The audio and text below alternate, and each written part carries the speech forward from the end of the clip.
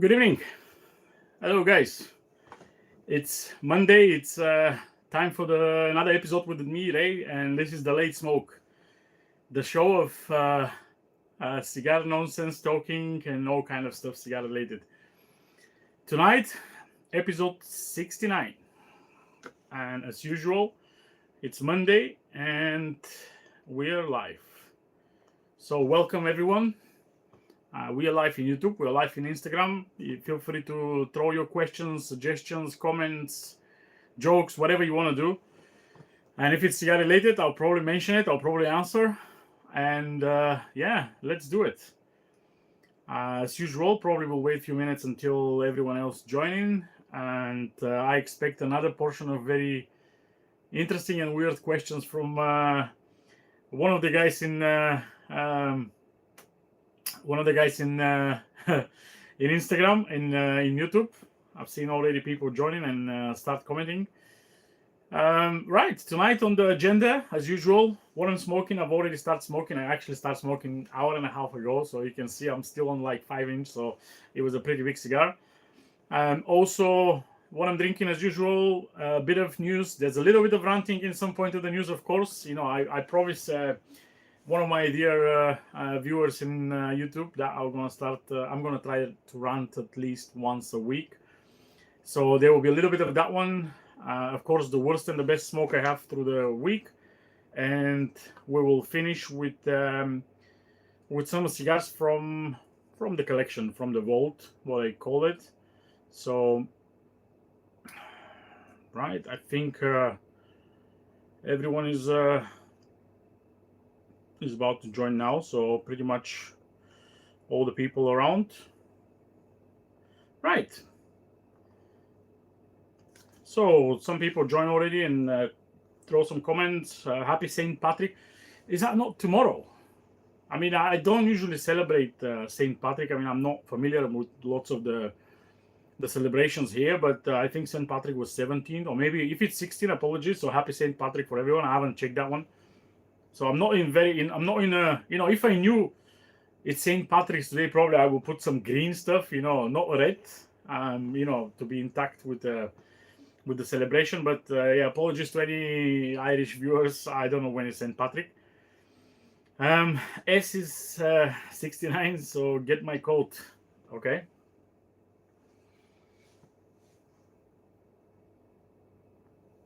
Hey, I knew it's 17. I wasn't sure, but somewhere in my news selection, the stuff I'm reading usually on a daily basis, someone mentioned 17, so that's why I think it's 17th. I didn't think of today, but anyway, what I'm smoking tonight, it's a cigar which is, for me, it's one of those iconic, not iconic, it's not that old cigar. It's a very interesting cigar which have his space, his in the portfolio, in the humidor shelves. It's not an everyday cigar, definitely. It's not even an evening cigar, depending on the evening. It's not a morning cigar for sure. What I'm smoking is Asylum 13 Pandemonium. So this is the cover of the cigar. I mean, you can see this was covering the cigar, but not even the full cigar. And this is 6 inch. So Asylum 13 Pandemonium is one of those rare unicorns. It's a cigar which is 8.5 inches in a few different ring gauges. I smoke actually the smallest one. Even, I mean, when I say a small cigar, some people can think of like Perlas or Corona, Petit Corona, 4x40, something like that. No, this is 52 ring gauge by 8.5. It's a proper big cigar. I was planning to smoke this in the last few days, but I just can't find that time because this is probably close to 3 hours cigar. And today I was thinking, okay, I'll do it on the live. Obviously, I'm not going to start smoking it on the live because, I mean, I'm not going to stay here until 12. So I started at 6:30. Now it's 8. I'm just below the half point. So clearly, and I was chasing it a little bit because I was like, I don't want to stay and smoke for very late. Tomorrow I have a very early start. So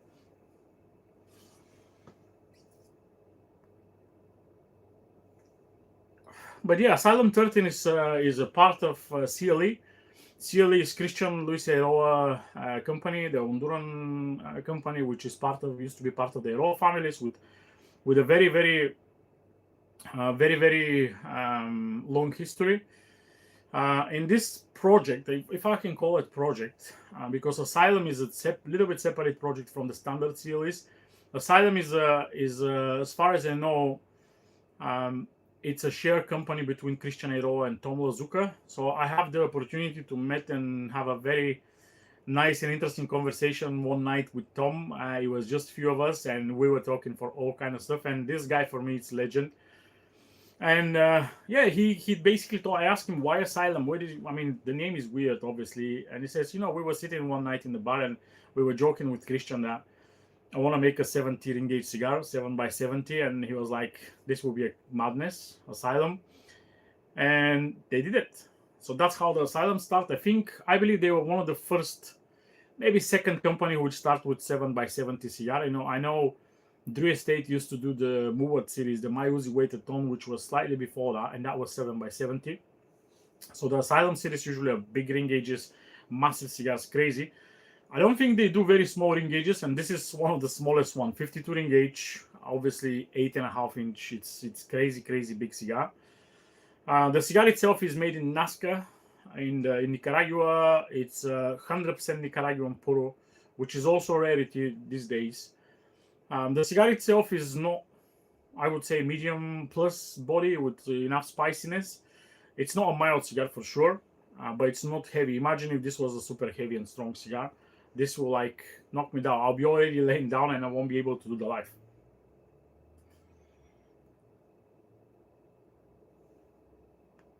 Great construction. I keep tapping the ash because I don't want to make ash everywhere, but the construction is great. The cigar's burning right. There's probably a little bit tighter than I would say perfect, but I to be honest cut it very low on the top. So maybe if I cut one more time, I will open it up. But again, it doesn't cause that much trouble. It doesn't make any tar appearing or anything like that. So that's why I will keep smoking like that. And yeah, greetings to everyone who just joined or left. So what I'm smoking tonight. Let me just see how is my camera and everything. I think everything's look good. What I'm smoking tonight is a very interesting Japanese green tea. One of my personal favorites. Delicate and very umami style tea. Gyokuro Goku. Gyokuro is a very one of the longest process time green teas probably in Japan. It took almost double amount of processing time to ferment and do all the stuff you needed. It's a very delicate Japanese tea. So if you want something very green, because some of the green teas is not actually that much green, they're more yellowish, but this is a very typical green tea. You can pair it with pretty much everything. I'll probably avoid super strong dark Maduro cigars, but for cigars like this one where you have lots of minerals and spiciness a little bit, it's nice, refreshing. After a few puffs, I'll have a sip, refreshing my palate and feel much more the sweetness after that. It's one of those teas where you don't need to brew it for a long time. You need to be very careful when you work with Japanese teas, especially Japanese green teas and white teas. Be very careful how long you're gonna brew the tea. Don't go for more than 2 minutes usually, because after that will start getting bitter, which it's not what you want. It's not a bitter tea at all. Again, it's very sweet and delicate. And don't boil it on 100 degrees water. You need to be 80, maybe 82, 83 degrees. Don't go over that, because again, you're gonna burn it and you're gonna get bitter, and you don't want that.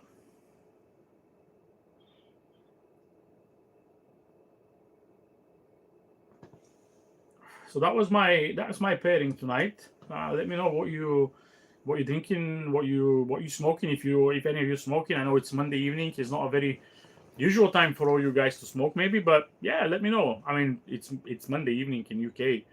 I know there's a bunch of people watching from the US, so I don't think it's very late in the US. So yeah, right.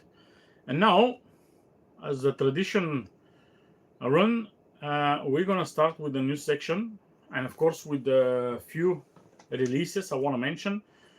Some of them are very interesting. The first release announced last week, which I think is interesting and in mentioning, that's Perdomo release, a limited release cigar called the Father and the Son Legacy. Um, why I mentioned this, I mean, Perdomo is not known for making limited release cigars. And when Perdomo releases cigar, it's always need mentioning because potentially this is a cigar which lots of people will talk about it. This one is a very, very interesting Perfecto or double figurado cigar. The size is 6 inch by 48 in the slimmer ring gauge, 60 in the middle, and 52 in the bottom. So it looks like a little bit like a ball pin. Or if you're familiar with the Andalusian Bull as a cigar, it's very similar style. With all obviously Andalusian Bull is a slightly longer and slightly thicker in the middle section, but looks very similar.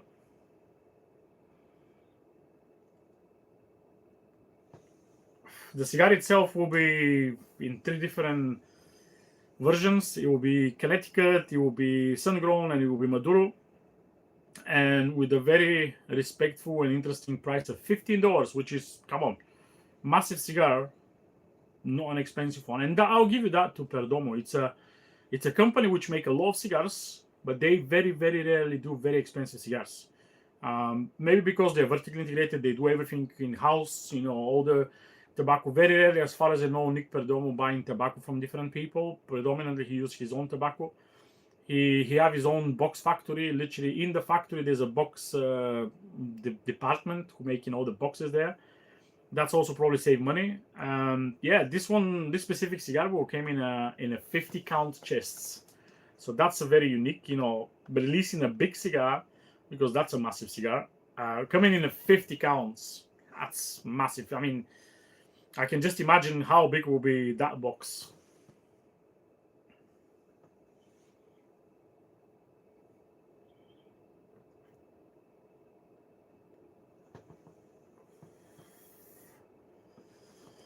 Right, Tom smoking Zinu Nicaragua, fat. I don't know what's that. Maybe the short gordo and tea. Beautiful. What tea do you drinking, Tom? Someone's asking why the life is full of suffering and pain. I don't know, mate. I mean, I'm not a philosopher. How to say that? I'm not with a philosophical mindset, so I don't literally think about stuff like that. I think about different stuff, so I try to enjoy the life as much as I can. Dexter says Perdomo is always excellent, always has an excellent draw construction, and he's just yet to find any of the blends that he really enjoy. I mean, not every Perdomo is like the best of the best.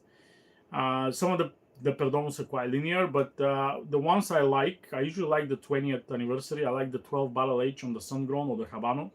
Those are my, if I need to pick a favorite ones from Perdomo.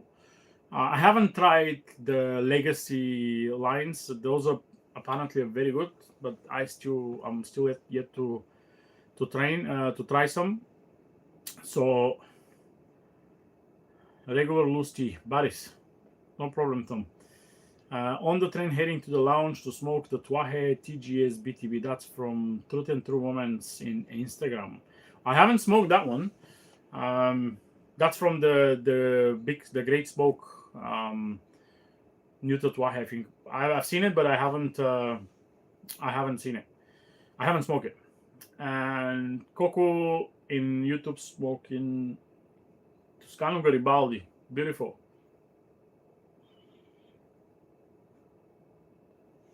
I've said it many times about Toscano. It's a very underrated cigar. Lots of people think, this is just a cigarillo. It's not a cigarillo. I smoked Toscano here on one of the lives months ago, and it was the long Toscano, not the shorter one. It took me 2 hours. So for me, this is a proper cigar. Even if it's look weird, look ugly, wrinkled, and the wrapper is not perfect, and it's wonky side, it's thin, whatever. But if you took your time with this cigar, you will enjoy it a lot. It's very smoky style cigar, so when you smoke it, you can feel that barbecue charcoal smell around. That's how they do the tobacco. It's nothing unusual, and Yeah, I found him very decent cigar. So every time I see someone smoking Toscano, I've always tried to encourage him more and more. And even if it's like probably Coco was mentioning, like with smiley face, smoking Toscano Garibaldi, it's a beautiful cigar, and it's much better than some of the proper high end cigars. I prefer, at least for me, to smoke Toscano sometimes instead of some fancy ass $100 cigar. No joke.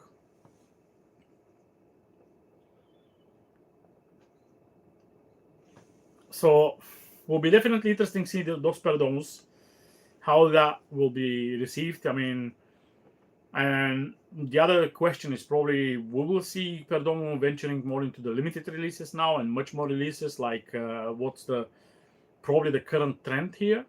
Like lots of other companies start releasing so many different releases, and at some point you just lost the count. How many 50 releases a year. So like, I'm going to mention later to the show one of the companies which have like 50 releases every year, and I just can't keep with it.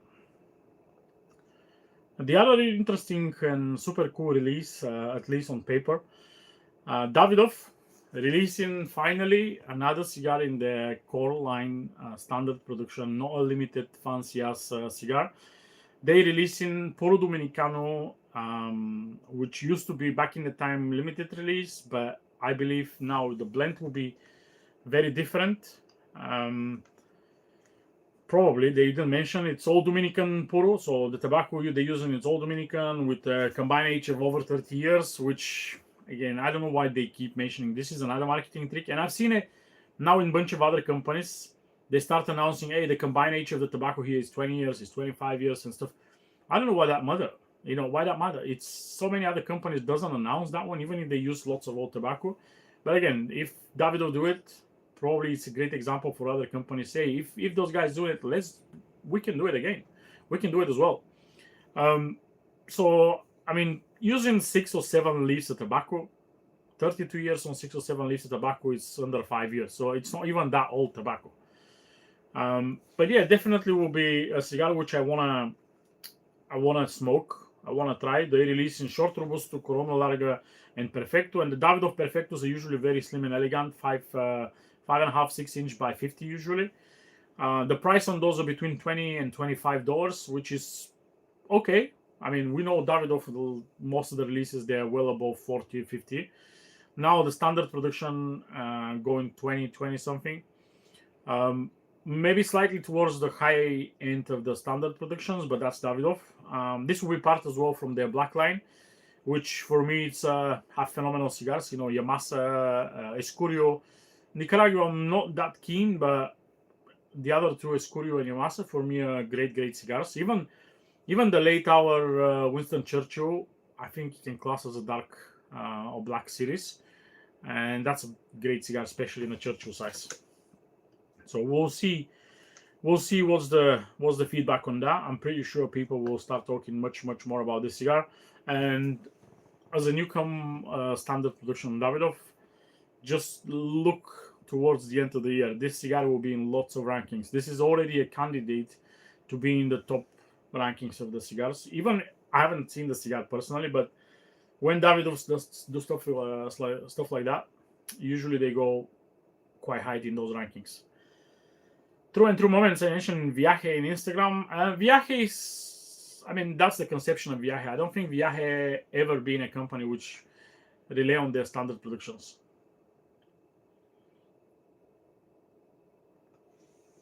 The whole conception of Viaje is just using a few different factories. If we can get some nice tobacco, small batches, bales, small production, limited runs. They have so many. I'm not talking about them. I'm talking about some other. I will talk about another company making cigars in Nicaragua, which I keep mentioning every time. And it's a matter of time someone to tell this guy, and he will come after me. But hey, it is what it is. Right. The next release. This is a weird one.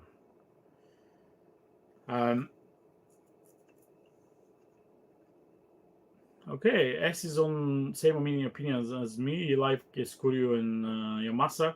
Next release, this is, I was thinking to leave that for next week because it was actually announced today, and I usually don't talk about the news which has been announced today, but until next week, there will be already lots of comments in the social media and stuff. Maybe next week I will collect some of the comments, some of the feedback, and we'll share it with you. But um, Racing Humidors announced the release of a portable draw analyzer.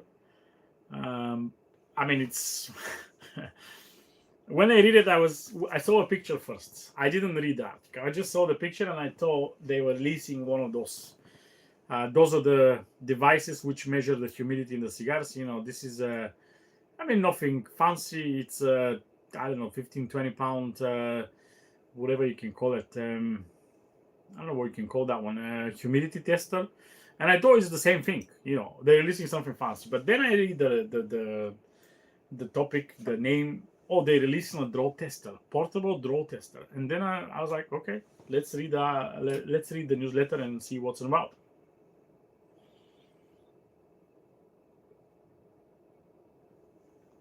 So they're releasing a device, which won't be a massive, probably a few times the size of this one. And this device will potentially draw test your cigars and will give you the exact specifications of the draw. They even mention the difference in the pascals, the measurement of the draw, what's acceptable, what's a gridlock zone, what's too tight, slightly tight but acceptable, yada yada yada. And I was like, okay, first question is, who need that? I mean, another gadget to carry in our pockets. Again, nowadays, I remember back in the time, cigar smokers, I mean 20 years ago, when I was literally jumping into the cigars, I was seeing people carrying like humidor, like travel case, 2 cigars usually, smaller sizes because there's not many bigger cigars. I carry a cutter, usually very slim cutters. Back in the time, they were very popular. Not chunky, massive SV cutters or V cutters like nowadays, but just a slim as possible cutters, scissors sometimes in a nice pouch or something, and a lighter. In the lighter, usually, if you look at all the vintage lighters like DuPont and Dunhill, all of those are like super slim, elegant, classy. Nowadays, you're seeing all kind of torches and rocket and whatever the nonsense. And we keep carrying more and more stuff. So now, if you go to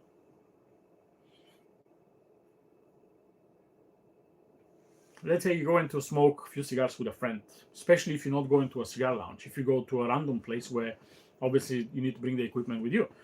I've seen people carry, obviously, cutter, lighter. Some people carry more than one lighter, more than one cutter. I've seen people which have like 5 cigars, all of them like random names. They have the cutter and the lighter which with the same branding. I've seen it. And it's like, you have 5 cigars and 5 cutters and 5 lighters and stuff like that. And then you have few different cutters. You have cigar poke or cigar spear or whatever you can call it, where people punch the cigar and smoke to the nub, which is, I don't know. I've tried it. I have like 1 or 2 of those. But for me, when the cigar is to literally the very small end of the cigar, it just tastes ashy. Even if it's good cigar, you don't want to burn your finger. You put the poke, it just tastes ashy. I don't get lots of flavors on the last 3 millimeters of the cigar, and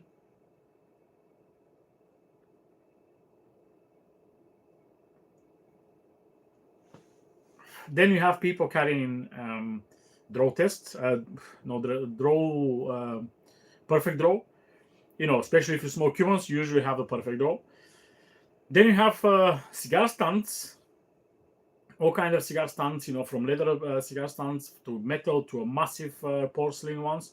Sometimes I see people carry ashtrays as well. I mean, and all this thing is like a briefcase full of nonsense accessories just to be able to smoke 1, 2, 3, whatever, 5 cigars. And now, we're gonna carry this device. Even people start carrying those stuff to measure the humidity, like that matter. It doesn't matter if the cigar is being perfect in your humidor and 2 hours later the cigar is 55% humidity. It's not gonna change almost anything. And to be honest, if the cigar is going to 55 in 2 hours, there's a massive problem somewhere else. It's not the problem with the cigar. And now we need to carry this draw test thing, which is why do we need this one? And the most interesting part here, the price of this thing is $700. $700. I was like, okay, it's an electronic device with a battery and whatever functions, but it's $700. You know, you can buy a mobile phone for that money. So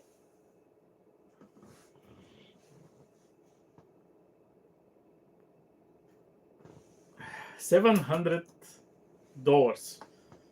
I mean, you can buy a car for $700 and you can have a proper draw test machine installed at the back. Will be cheaper.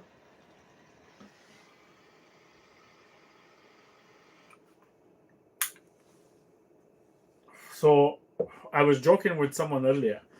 For $700, I'll probably hire someone to roll cigars for me. I mean, I don't know. It's, as Andrew says in Instagram, it's like $700 someone to tell my draw is bad. Exactly. You can test it with your mouth. You just put it in your mouth, draw test it, and see how it's feeling. So who do you need that one? I don't think there will be a factories which will be, we need to buy those ones. No, they're going to buy the proper machines. They're not going to buy this nonsense. And someone mentioned in YouTube, maybe the lounges will have it. I was like, okay, but even if lounge have it, invest in that one. What are you gonna do? You're gonna give to someone. Let's say someone coming to smoke a cigar in the lounge. He'll get the cigar. He'll be like, oh, it's too tight, and you're gonna test it after him to prove him wrong or prove him right. Any decent lounge around the world, not only in UK, I believe in the US as well. If the cigar is not performing, they will replace it. It's less hassle for them. If the cigar is, even if it's not their problem. I used to work in a lounge. I used to do the same thing. If the cigar doesn't perform, explode, even if it's not our mistake, it's not our error, it's not our problem, we'll replace it. So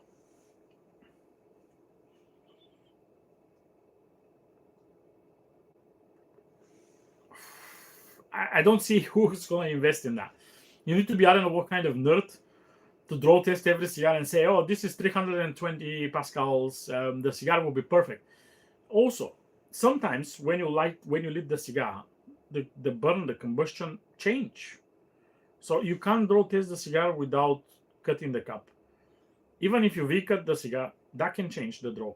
The punch cut, that can change the draw. So that, what do you mean? You need to cut every cigar, test the cigar, and then, it's not going to be smokable. Some people prefer tighter draw. I mean, I don't know. It's if you remember, this reminds me to something which was invented not long ago as well. There was a bunch of guys came with the idea, I think it was probably 3 or 4 years, to create a cigar bip. So basically it's like a baby bip. I have 2 kids, so I remember when they were very small babies, we put those rubber, usually bips here, where they collect all the food. When you feed them, all the drops and stuff from the food, they collect it in here instead of their clothes and, table and nonsense. And there were guys years ago which came up with the idea, we're going to create a cigar bip. So when the ash fell, it will collect it, which was, I don't think this idea go very far. They released it.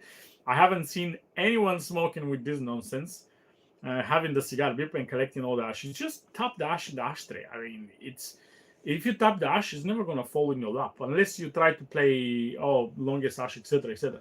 So I think this is another idea which, I don't know, those Chinese maybe can't invent anything else. Why they coming with this thingy, draw test every cigar?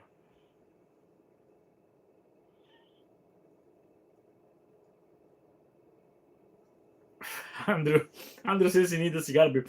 Just Google it. I'm pretty sure you can find someone who can sell the cigar bib somewhere. Or Coco asked a good question in YouTube. Does Brands perform draw test? I know for a fact Perdomo does. Yes, Perdomo do. Is actually, you can very easily tell them if Perdomo perform a draw test, because on the binder, when they draw tested, they put the marker Sharpie pen On every cigar they draw test. So even if you have a plugged Perdomo, you peel the wrapper and you should find around the band a marker which show it's been draw test. But Apex just joined. Oh, I expect another bunch of questions now. But yeah, some factories doesn't perform draw test for. So when I visit Padron, when I look at the production, I ask them, where is your draw test machine and do you have team or whatever? Because Perdomo have like a whole room with draw test machines.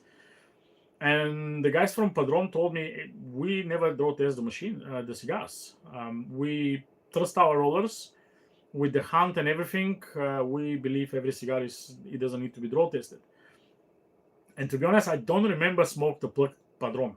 There's a Padrons which are a little bit loose, but plugged, I don't remember. I haven't smoked like hundreds of thousands of them, but the amount of smoke, I don't remember the plugged one. So the answer here is some factories have draw tests, some don't. It's not.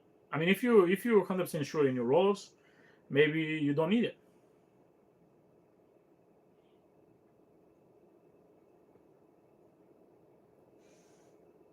Toku mentioned someone need to invent the cigar backpack. That would be an epic.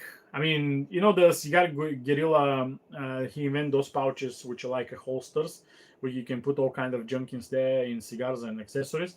But cigar backpack, this will be, I don't know, like one of those picnic baskets. You open it, you have the dividers for everything, a bottle maybe, whatever.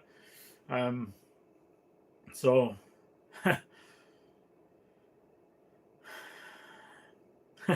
true moments in Instagram mentioning upscale lounge selling $100 price point cigar higher before the hunt test. I mean, I don't know. It's when I read it, I was laughing. Obviously, there's not that many feedback yet because that was literally news from a few hours ago. It will be very interesting over the next week what everyone will comment on that one and what will be the feedback, because that will be such a. I don't think there will be a single person which will say yes. Finally, this will be helpful. This will be nice, etc.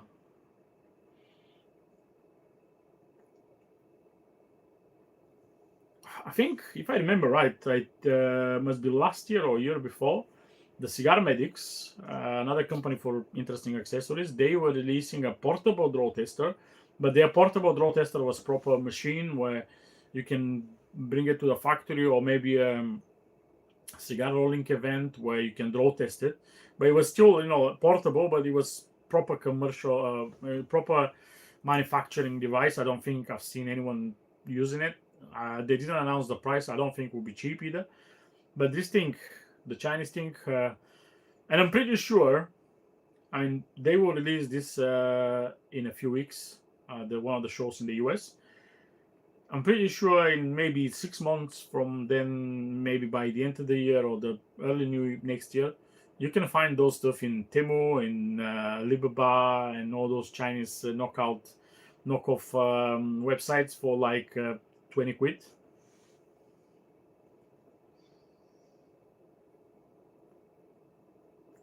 Yes, Epicurean sold the Cigar Medics draw test, and he says it's like a 5K, quite large. Yeah, but this looks like more like a professional machine. I saw the pictures.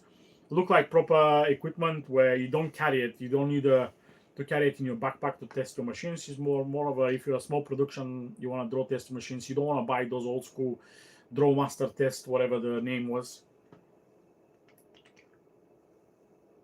But yeah, this is the most interesting news probably I've seen in a while.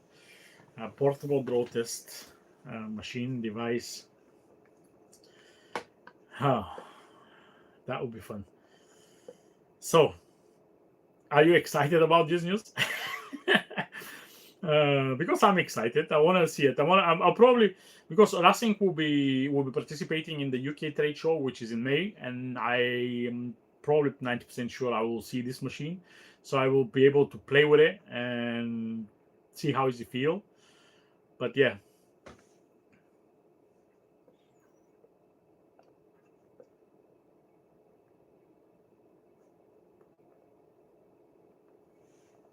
Now it's time for another news. So not that much of a news. More of a review. I read about it. on one of the websites I usually follow about interesting stuff. And I usually, I don't talk lots about reviews. I don't judge people for what they think about certain cigars or whatever. But every time when I see something very interesting, I want to mention it. And this time, the review coming from Half Wheel, and they review Punch Bottle Rocket, one of those budget punches with a very cool packagings and ideas, and they score it super super high. I mean, for the Carrefour standards, this is 91 points. So they scored it originally back in the time. They give like 86, 87. They do the Redux now, and they scored 91. Which why I want to mention it. So if you're not familiar with those punch, this is the non-Cuban punch, by the way. This is the Honduran one. If you're not familiar with those line of punch releasing every year, so punch, they do some fancy ass cigars, but they also do that more of a budget friendly cigar without expensive lacquered boxes and stuff. More of them, most of them are in a bundles, in a very interesting packaging, carton boxes, etc. So they release egg roll back in the time, the chop suey, the kung pao, famunchu, spring rolls, the dragon fire, all kind of related to the Chinese thing. And most of those cigars, I smoke pretty much almost everything until the last few. I think they're one of the best budget smokes you can find. So this one here, little rocket, bottle rocket, it's 4.5 50 short torpedo. Retail price $7, which is unique. I mean, under $10 nowadays is like gem, and Half will score 91. So again, if you never try any of the old releases, if you still can find them, I remember the chopsticks. That's a Lancero with a nice curly or shaggy foot. It was phenomenal cigar. I probably still have one or two left in my humidor. I've also smoked the egg roll. That was the first release, which was a short robusto with a very big curly head as well, curly foot, and that was phenomenal cigar as well. And I just can't believe people still do $6 cigars and they score so high in lots of rankings. So I would be definitely interested, maybe getting some of those bottle rockets and try them, because when you find a bargain, you need to talk about it.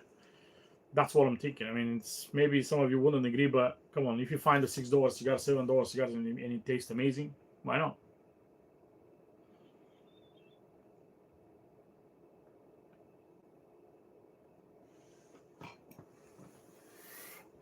Okay. Epicurian says the bottle rocket was one of his lowest ranking in 2025. Okay, maybe try to smoke it now, because Half will smoke it in 2025 and it wasn't that great. Now it's maybe developing much more. The cigar mature. Smoke it now and let me know. I'll be very very interesting to see if you manage to smoke another one now and see how he's feeling. Apex throw fun questions as usual. When aging, why do a certain cabinet cigars develop a smoother profile faster than the same cigar aged in a traditional dress box? And I'm not sure if it's right to call it smoother, but every aging usually will smooth the cigar. But what the traditional old school humidors or wooden boxes develop is this marrying of the cigars because of the wood. The not by accident people choose a Spanish cedar for a humidor. The Spanish cedar is a wood which doesn't give you residue of smell and aromas, and also very breathable. And when you keep them in the wood, obviously it's tightly sealed box, but still breathe. It's like if you keep the, let's say, I don't know if you drink alcohol, but if you keep alcohol like whiskey, rum, even wine in a casks, in a barrels, and when you put them in a bottle, obviously the wine is still maturing and aging because of the cork, but all the other stuff like whiskey, rum, they at the moment you put them in a bottle, they stop maturing. They don't change. They shouldn't change. Everything happened in the barrels because the wood improve that maturing, unifying the flavors and aromas. So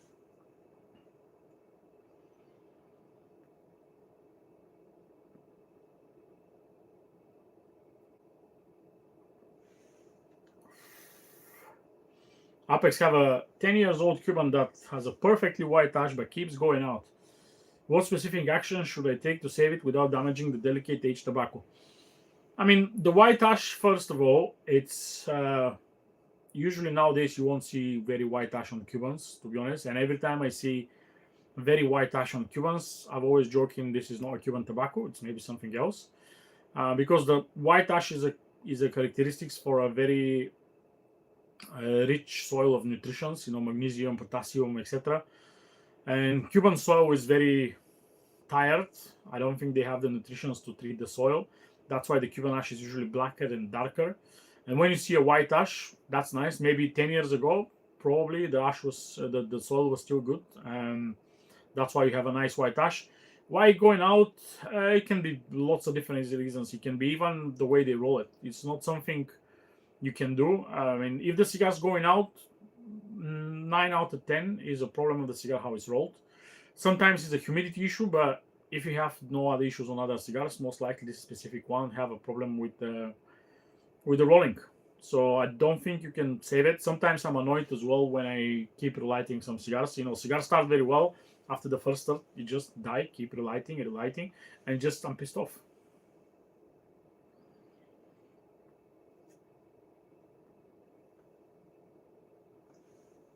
Assessed 100% the price doesn't mean anything. No such thing as a cheap cigar, I believe.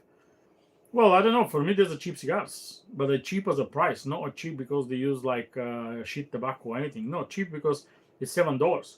I mean, when you smoke a $7 cigar, maybe because we are biased. The human nature is that we we always think, hey, how much is that one? $7. If you smoke another one, how much is that one? $25. You will be judgy. You will judge super more tricky the $25 cigar. And this is I'm talking when you're smoking, not because of the bands. When you try to smoke maybe by yourself, no one around you, you don't want to post or show whatever you're smoking, you just smoke for the sake of smoking, you'll be judgy. And when you find something, I think nowadays when you call cheap, for me, if a cigar is under $10, it's cheap. On the current prices, all the current releases, when somebody release $8-9 cigar, and if the cigar perform, that's cheap. And probably they don't use expensive tobacco. So the labor is pretty much the same. On every cigar, the labor is the same. The price sometimes vary obviously because of the tobacco. Maybe if you're a third-party company who makes cigars with other company, that will cost more money. But if somebody releases a cigar which is under $10 retail, I think it's cheap.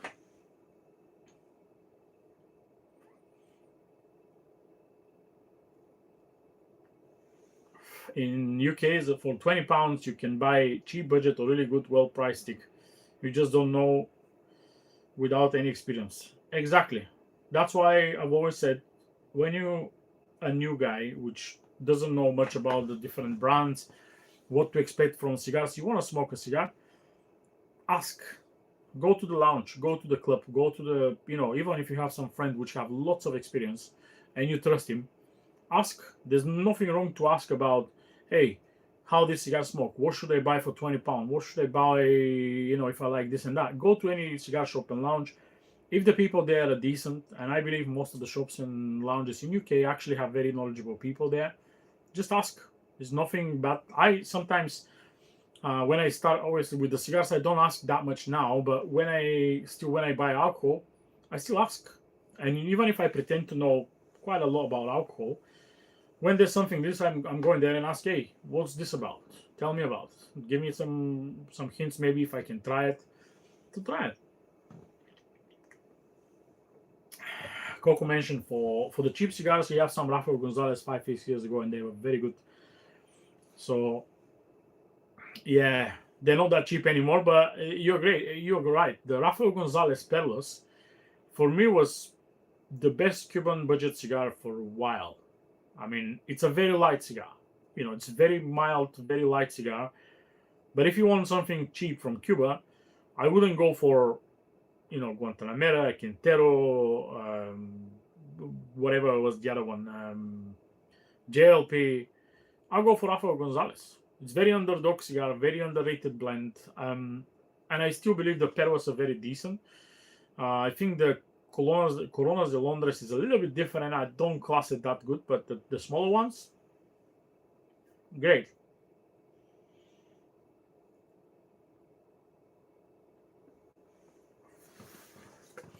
Right.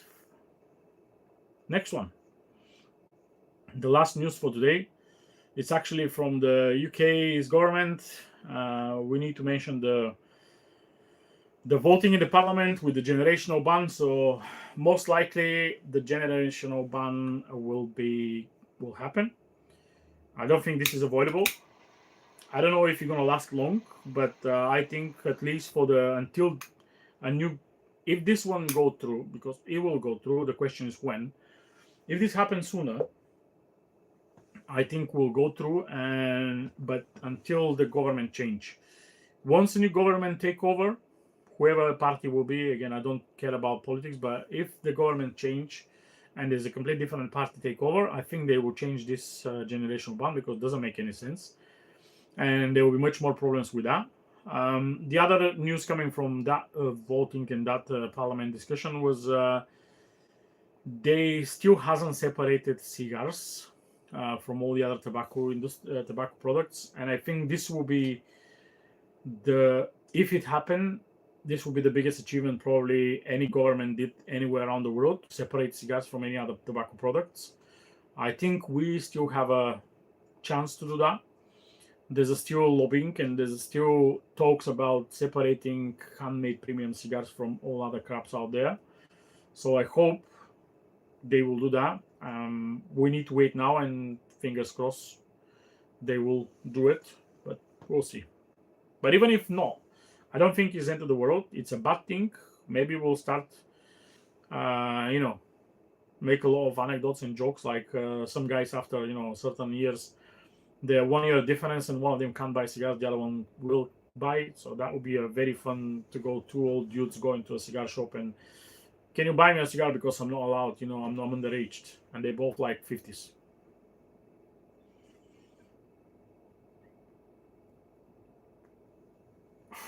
As mentioned, Quinteros.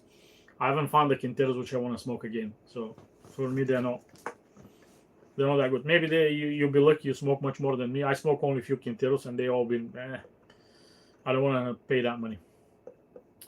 Right.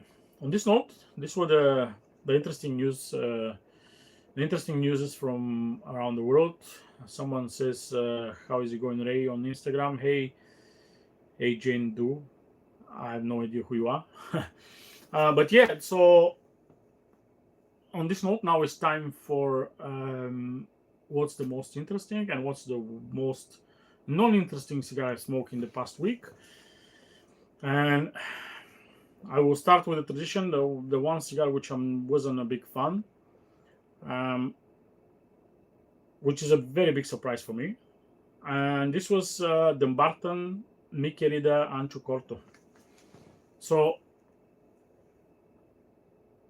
when I mentioned at the beginning, I'm going to talk about the brand with million releases a year. This is the brand with lots of releases every year. Dumbarton keep releasing every week something.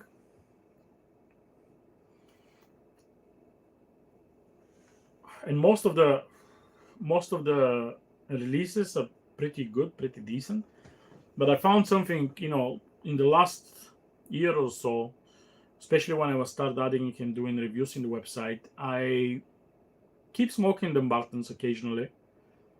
Most of my Dumbarton cigars are at least 4, 5, 6 years old.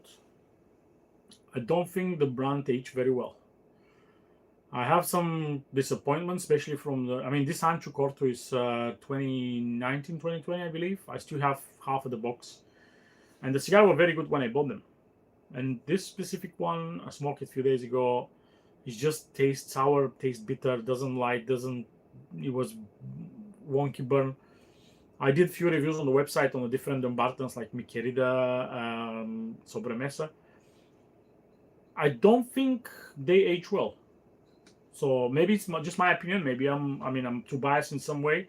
But I'm usually, every time I smoke, when I used to buy much more Dumbartons, every time I smoke a Dumbarton, I was like, wow, amazing smokes.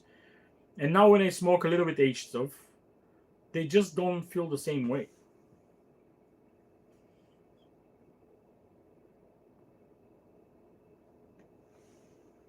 So maybe just my observation. I will keep doing that. I don't have lots of new Dumbartons.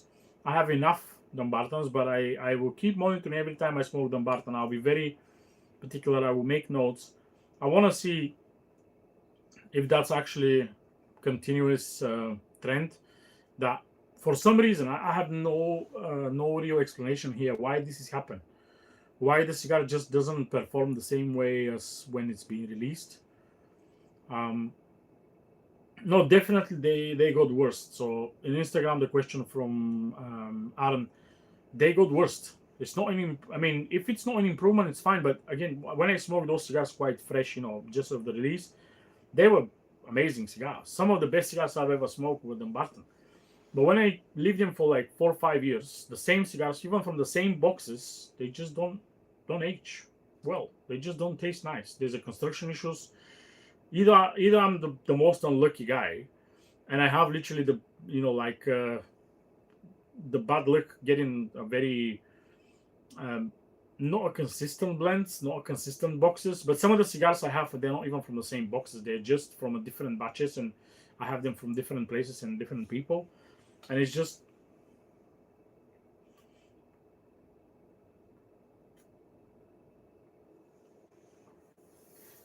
Jacob's asking, are they become worse because of demand? I don't think it's the demand, because I keep saying every new Dumbarton is very good. The problem is after they aged. So it will be very, very interesting to look at that one and observe it much more and see if that's it's valid for every cigar I smoke with the Dumbarton thing. Right, on the best cigars I smoke in the week, there's actually 2 cigars with the pretty much same high scores. The first cigar was Drew Estate Undercrown Sun-Grown Dogma. That was a release with the Cigar Dojo a few years ago, several years ago now. I mean, Sun-Grown for me is the best performing Undercrown by far. I've always been a fan of the Sun-Grown, even if they could almost discontinue. I think they might left only one size of the Sun-Grown, maybe if that. But the Dogma has always been a very good cigar and beautiful looking cigar, box press, big ring gauge, 54, feels so heavy in the hand, well filled, lots of flavors and aroma. So if you haven't smoked the Dogma, just go for it. And I think the Dogma is slightly more preferable for me than the Shady X, which was the Maduro.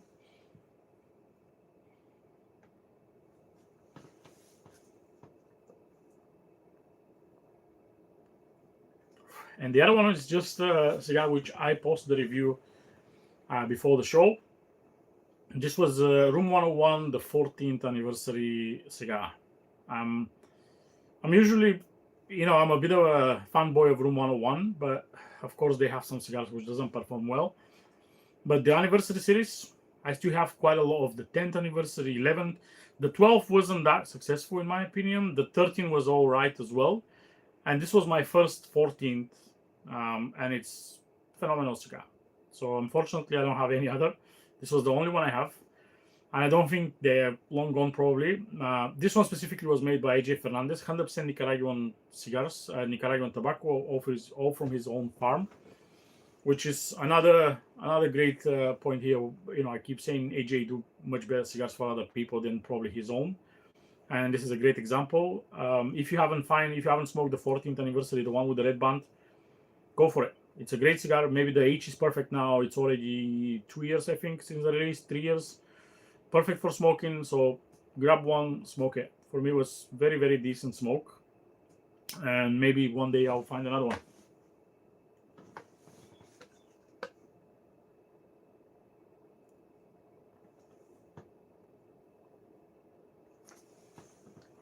Now, it's time to show you some cigars.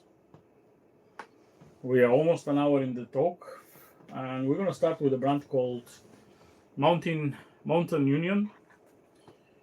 This beautiful carton box cigar. This is a 1960s box from Germany.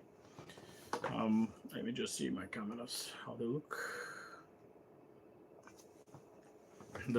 I have 5 counts of those ones. I have 10 counts as well.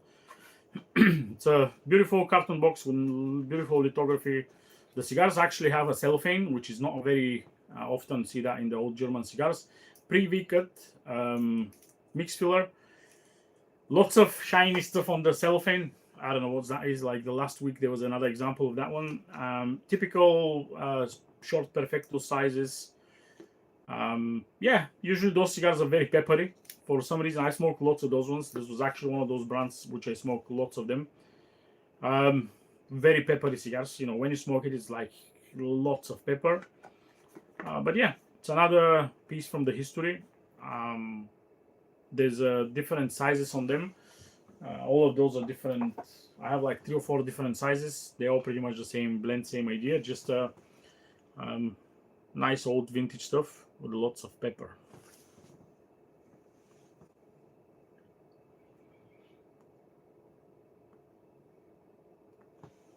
As most of those vintage cigars from Germany, I don't have much of a clue about the company.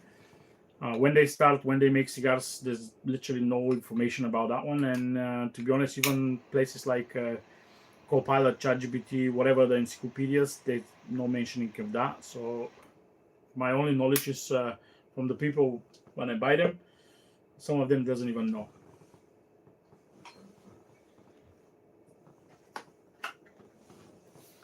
And the next brand is a very, very big one. This is my father. I mean, my father, if you haven't smoked any my father cigars, you probably know a real cigar smoker. Don Pepin Garcia, a little bit of history. Don Pepin Garcia was an ex-Cuban roller who moved to the US. After a few years in US, he moved to Nicaragua, wants to make cigars Cuban style. I don't think he succeeded in that. He makes phenomenal cigars, but they're not very Cuban style. Don Pepin have that very significant pepper in his cigars, and Cuba don't have that pepper. So I don't know, maybe the Nicaraguan tobacco he used. But he's a great roller. He make phenomenal Lanceros. This specific box is from Don Pepin Blue, the original Lancero. Great cigar. Here in this box, even I have some of the Generoso. So this one is the Generoso before become the original blue with the other bands. So the original one don't have only one band. This is about 20 years old. My very last one, I used to have a full box of them, but this is down to the last one now. His cigars age well. Even after that age, you still taste and feel lots of aromas and lots of flavors.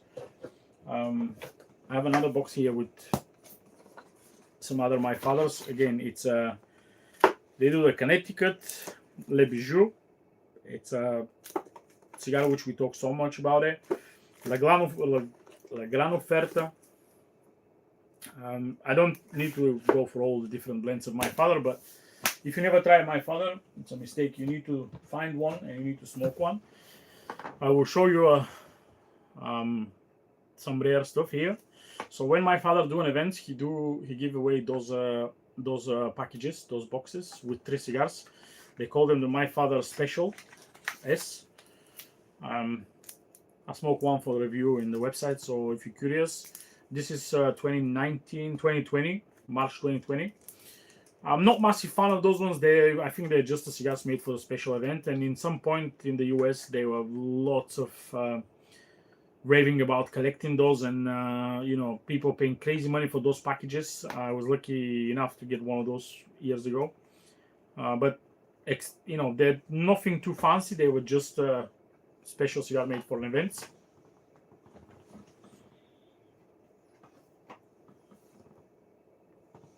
And probably my most favorite all-time cigar from my father is this. Probably some of you haven't seen it. You don't know what it's about. If you never seen this cigar, if you never smoked this cigar, you need to fix that one. This one here is called La Duene. It's a unique cigar. I don't think there's another cigar in the world like this one. This specific one is called number 7, which is a Petit Lancero. La Duene have a great history. So La Duene was a project by Yani Garcia, which is the daughter of Don Pepin.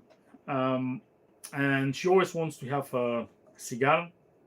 She's not a massive, in blending and stuff. She was involved in very different regions of the company, but she wants to have a cigar. And obviously, if you don't know, she's married to Pete Johnson from Tatuaje. So when you're daughter of one of the greatest cigar makers in the world, and when you're a wife, your husband is another great cigar maker, um, you need to do something. So I've always says this cigar is like combining Don Pepin, Jaime Garcia, which is Don Pepin son, and it's a very good blender as well, Pete Johnson, and the touch of Yanni Garcia. So cigar made with four phenomenal cigar makers. Three and Yanni, because she hasn't done so many cigars. The blend on this cigar, it's another super interesting thing. So you know how I always talk about some of the tobaccos I like more than others. I've always said the Connecticut broadleaf, for me, it's a very special tobacco. So this cigar, except one leaf in the filler, it's all Connecticut broadleaf. We have wrapper, binder, and most of the filler. So I don't think there's another cigar in the world in mass production which have 100% broadleaf or 90% broadleaf. So great cigar. This specific box is from 2018. Still smoke like crazy. Phenomenal. Every time I see this cigar in a shop, I literally buy as much as I can, as much as I can see. It doesn't matter the size. If you want to try something very, very different from my father, this is the cigar you should try. If you haven't, if you trust my opinion.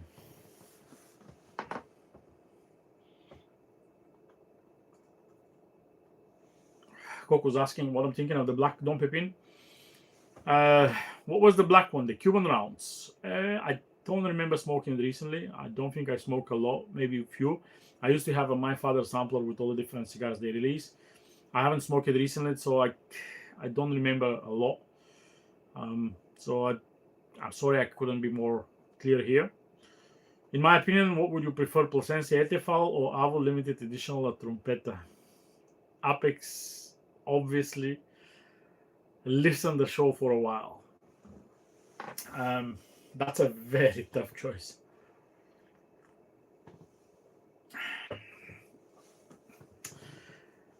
Okay, Plasencia, let's talk about it. Plasencia Etefal, I smoked two of them. All of them absolute phenomenon. It's banger cigar. It's very nice cigar.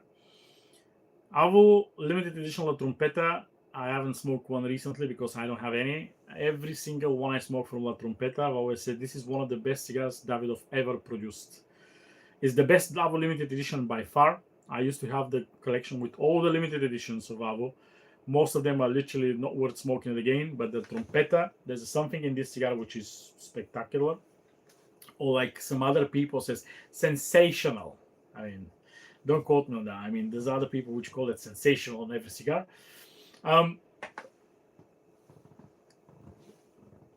Which one would I choose? It's very tough. La Trompeta was cheaper. I mean, ETV is $40 or $50. La Trompeta was 4 times less. So for one of the ETV, I can smoke 3 or 4 La Trompeta. On this basis, I would probably pick La Trompeta. But my most recent experience is with the ETV, and ETV was so great. So it's a big dilemma. I don't know which one I would choose. They're both phenomenal smokes.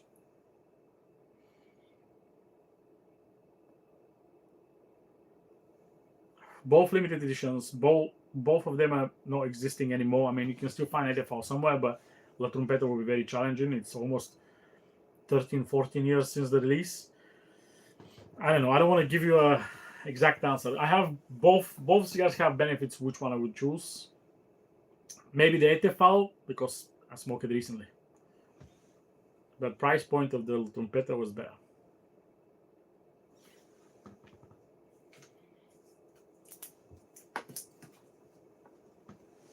Moving on. Next one. Next one is a Nat Chico or Nat Kiko. I'm not sure how you pronounce it. This is a very underrated cigar. This is the Aniversario 1965, Liga number 4. Box press, square box press, completely closed foot, nice, beautiful pigtail. Not much of a pigtail, more of a like a bip on the top. Um, this cigar used to be, 1965 is actually the real year. There used to be a brand in 1965 called Natsiko.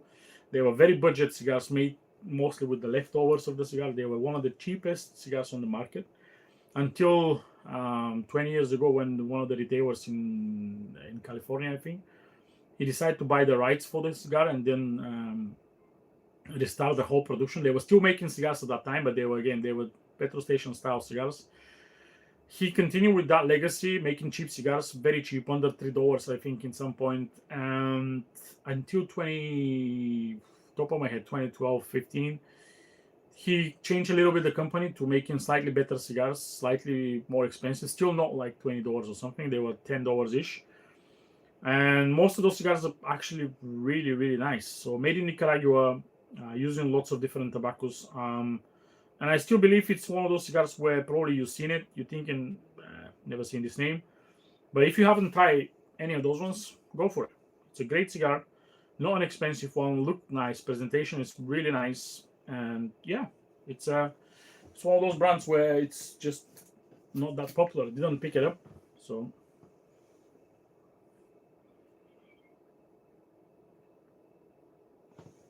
The next brand we're going to talk about, unfortunately, does not exist anymore, at least in the way it used to be. And this is Nat Sherman. The people in the US, especially in New York, probably know about Nat Sherman. Used to have a nice lounge in US. Used to be one of the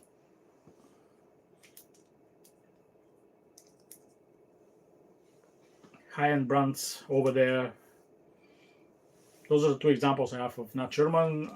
This is the Sterling New York, and this is the old school classic Epoch. Unfortunately, the brand does not exist anymore. There's a gentleman called Michael Herklotz who bought the rights, who used to work in the lounge. He bought the rights for the brand, and now it's called Ferio Tego. But it's not the same cigar. He changed the production. He changed completely the blends. He owned the rights, the names. It's not called Nat Sherman anymore, but still using some of the other names. But the cigars are not the same. If you can find some old Nat Shermans, just buy them. This Epoca, I believe there's a review in the website. It's one of the best smokes still. This is at least 10 years old and it still smoke phenomenal, sensational. Yeah, it's a great brand which doesn't exist anymore, unfortunately. So one of those which I'm missing for real. Last brand for tonight. This is another made in Germany. Beautiful box as usual.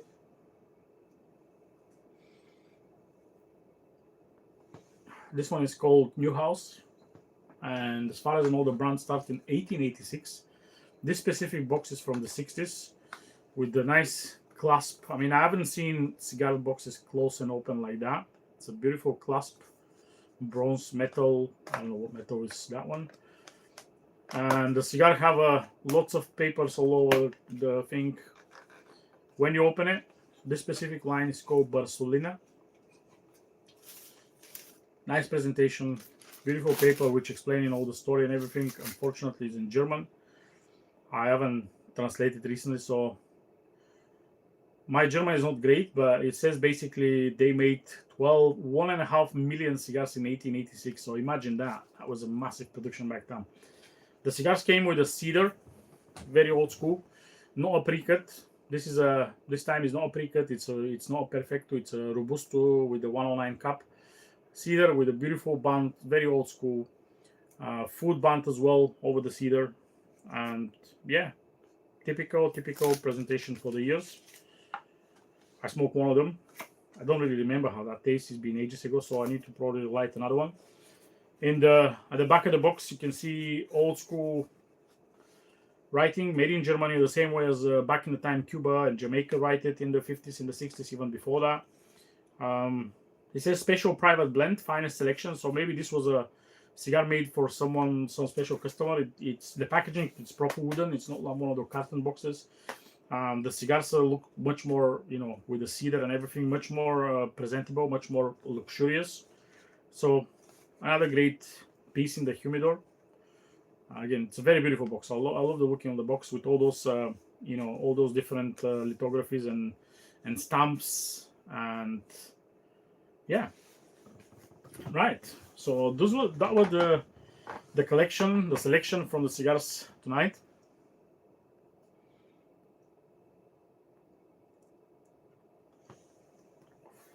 It's been a great evening. Some of you were very active. I appreciate all the comments, all the chat, all the questions, and everything. Now is the moment for the final questions or final asks if you want to do it. We have a very few minutes left on the show. Next week will be, what date is next week? 23rd of March. There will be another show so far for plans. Usual time, 8 p.m. UK time, Monday, with another episode. Yeah, on this note, I wish you a wonderful week ahead. Weather is finally much better. Spring is coming. It's a very shiny, sunny and shiny days in the next the forecast for the next few days. Smoke your cigars. Tomorrow's never given. We don't know how much we left. And yeah, appreciate all the good words, all the comments, all the beautiful stuff around. And I wish you a wonderful night or day, rest of the day. And I will see you all hopefully next week, next Monday. Same time, same channels, Instagram and YouTube, on the Late Smoke, and on my Instagram, of course, with another session with a little bit of rant, maybe much more information, questions, some cigars from the vault, and of course my little bit of nonsense. Good night, guys.